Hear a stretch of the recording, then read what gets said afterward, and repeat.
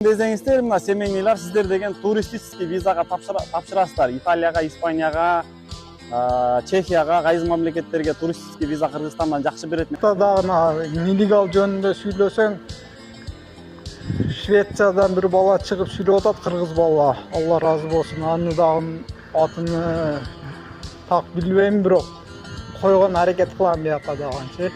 Нелегалдар жөнүндө машалла, молодец имин. Конкретно айтып атат да ушу бала дагычы турист болуп келгиле, калгыла, иштегиле деп. Вот мен айта албаган сөзү ошол бала айтып атат да, мен дагы демекчимин. Германияга турист болуп келгиле, калгыла. Башка жака турист болуп, башканын визасын алып, Германияда железный таанышың болуш керек. Биринчиден.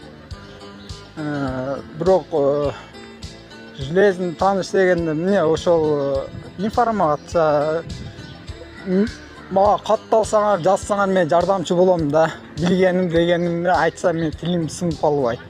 Германияга кантип келип, кантип иштегеним. Вот. 5 мүнөттөй убакыт болуп кетиптир уже.